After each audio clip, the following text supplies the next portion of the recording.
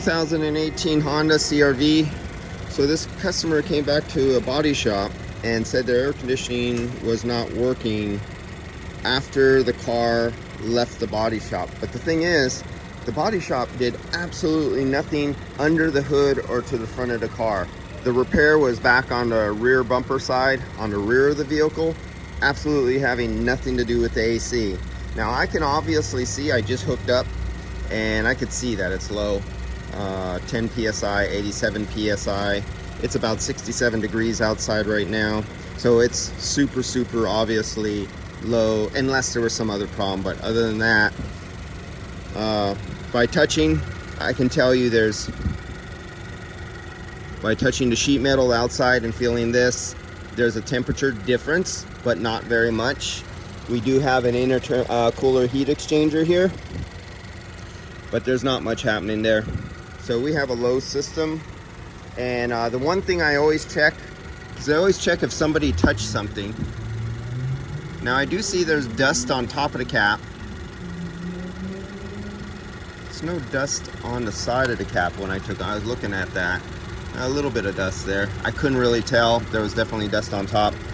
But I always use my UV light to look inside the caps when I immediately take them off. Because usually if somebody ever attached to somebody's gauges, they'll leave an oil mess around there. And usually if they have a piece of equipment that they attach to many vehicles, they'll have a little bit of UV dye that comes off with the oil, and when they hook up to somebody else's car, at least they'll leave a little light ring of UV dye. Not all the time, but many times. And that tells me somebody hooked up. But this was completely clean. There was no evidence of UV dye around there. Doesn't mean somebody didn't touch it, but I've seen this. Now you see this oil buildup right here at this fitting? There's an O-ring right there. That definitely could be a leak right there, having absolutely nothing to do with the rear end accident.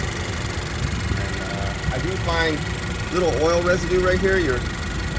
It is working, it is engaging. So if you come right here, look right here, I have a low side pressure and I have a high side pressure. It's just not enough refrigerant. And it definitely has nothing to do with you guys, with the work that was done in the rear of the vehicle. It's just low on refrigerant. Nothing to do with the accident.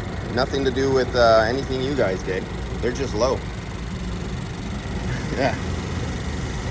All right, so we're gonna close this one up and let the customer decide. They just happen to know this, be one of those customers go to, well, you worked on my toenail and now I have a cavity, you're responsible kind of thing. I can tell you the shop did not work on this vehicle. The shop does not even own 1234 YF equipment to hook up to this or do anything to it. I'm the only one. And I come in, I have to be called in here. That means I would have a work order made out on this. That means I would have a sticker in here showing I did a recovery, but there wasn't even a recovery performed on this vehicle because it still has a lot of refrigerant in it, just not full.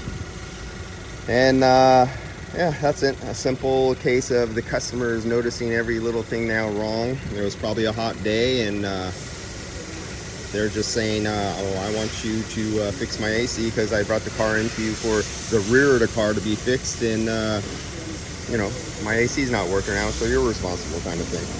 But that's about it, or just some sort of coincidence, but just low on refrigerant. I'm gonna leak test it and see if I could find the average Honda unit. On these CR-Vs, I haven't found the condenser leaking problem like the Accords and the Civics.